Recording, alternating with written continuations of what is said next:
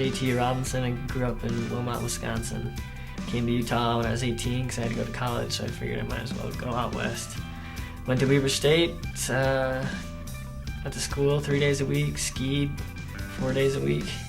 The Telemark thing, when I first came and I was 18, I alpine skied for 2 years, and then I was 20. One of my buddies switched to Tele the year before. We had a bunch of guys at Snow Basin that were Tele skiers and kind of got us hooked on it. So I switched when I was 20, started right off, sold all my alpine gear, and was Tele ever since. Never really, I think I skied alpine one day since then. It was fun and it was easy. Went to the Crested Butte my senior year of school, and I did pretty well. I took like 6th. I wasn't much of a billy goater, so I just decided I was just gonna huck big and throw inverts and stuff and do what I did best. And it worked out all right. I got a 6th place and kind of get everything rolling from there. DNA jumped on board right after that one, and then everything else kind of started rolling with that.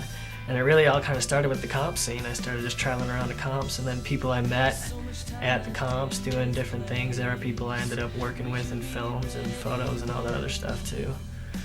So it's kind of really, it all kind of came out of the comp scene. I guess my favorite part of the jobby job part of it is that it actually, you don't need a day job. I actually can ski every day, and it's cool with my girlfriend because I pay the bills still, and there's actually a little bit of money coming in. It's not like I'm getting rich or anything, but it's enough to like justify not working during the day and skiing every day.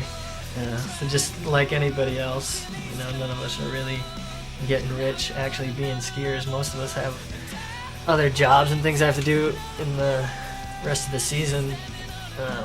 I work Delta at night, throwing bags part-time, and then in the off-season I do stonemasonry. So I make most of my cash doing stonemasonry, and then my Delta job gives me a little bit of money, but it gives me that golden ticket where I can fly for free anywhere, anytime I want, and just get my shifts covered and jump on an airplane and take off. It's a pretty nice perk. When people put together a trip, I usually get the call first because they know I can usually go somewhere. Because all I gotta do is pack up and jump on an airplane and I'm there. Going to Austria last year was definitely an epic. I don't want to play out the word, but it was our first vertical integration trip.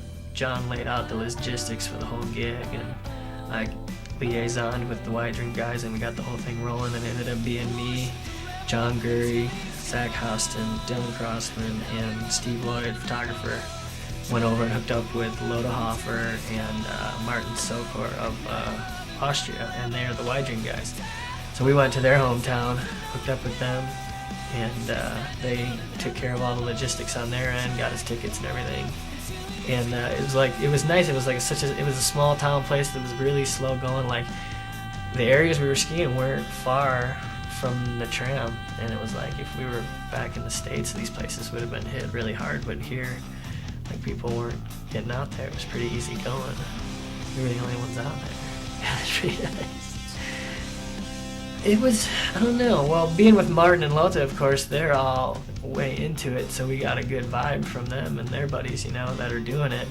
There definitely weren't as many people tele-skiing over there. The people that are doing it are like way into it, which is cool, because I think if you're gonna start having growth there, you need to have a base like that.